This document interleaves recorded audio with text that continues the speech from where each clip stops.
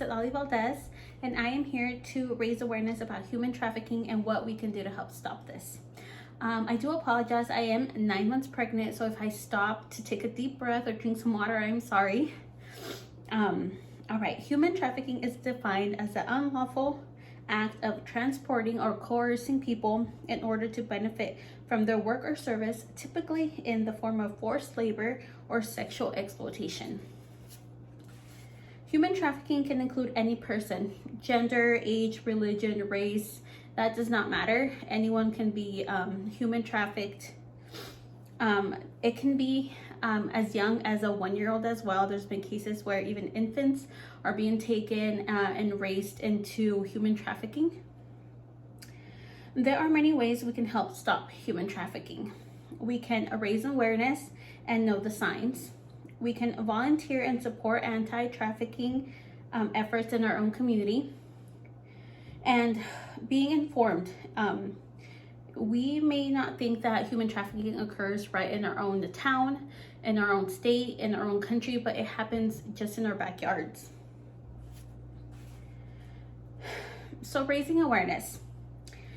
Raising awareness and knowing the signs. Human trafficking looks very different than it does in movies. Human trafficking in movies, it portrays, as a creepy guy in a hoodie lurking behind the trees, waiting to snatch up kids. Now we know that that's not the case. These people are a lot smarter than we think. They can take the role as neighbors, family members. They like to go online and pretend to be other people in order to get younger children with them.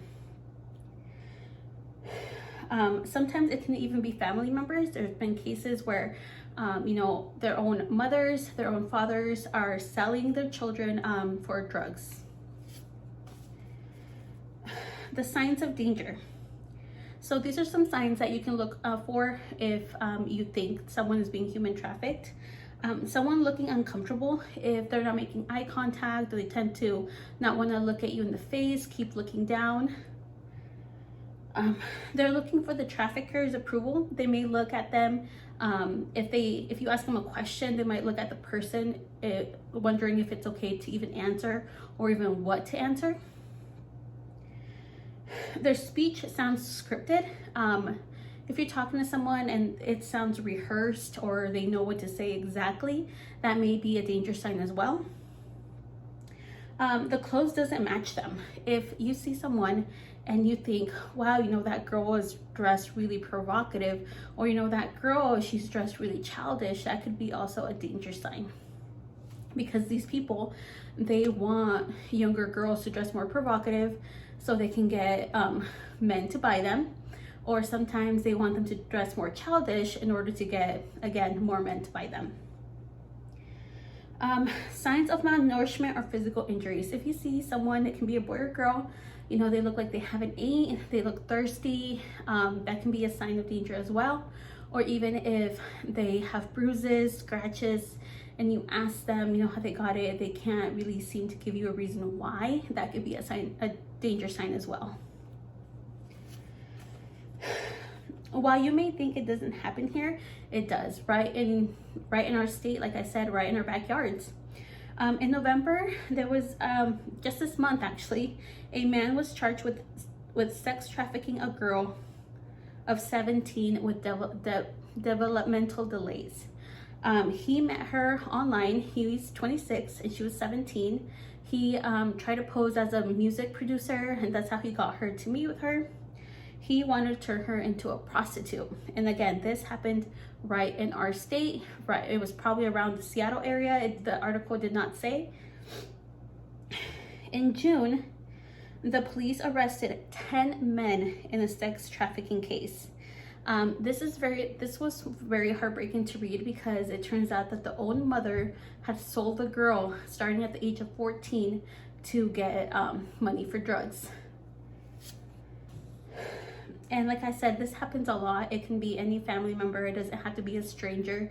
It can be their own parent, their own friends even. It doesn't have to be a stranger. There are organizations here in town that are trying to help human trafficking.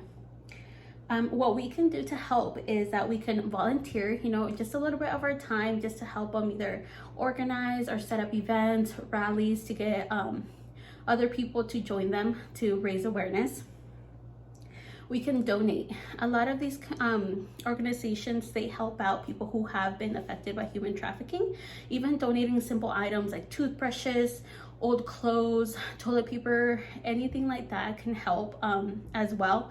You know, these people are pretty much stripped of everything they had and they're thrown back into the world like nothing. So anything that we can donate will help them. Also, being an advocate. If you learn anything from this video and you go tell your friends like, hey, you know, these are some danger signs, you know, even that will help other people realize about human trafficking and the problems it poses. The Advocacy Committee of the Sonta Club of Yakima Valley has been working to build awareness of domestic minor trafficking. Rod's House not only helps homeless children, but they also provide clothes and emergency housing.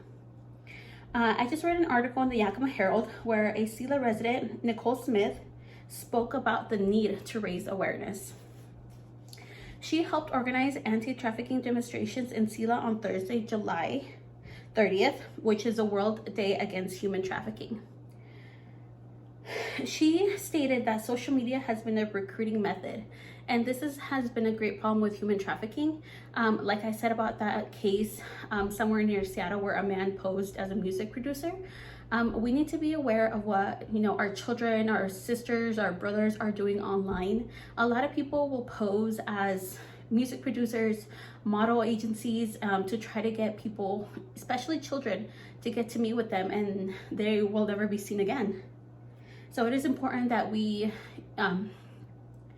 make sure that we're not exactly looking at what our children are doing online, but, you know, be aware that the online is a way that people are being human trafficked.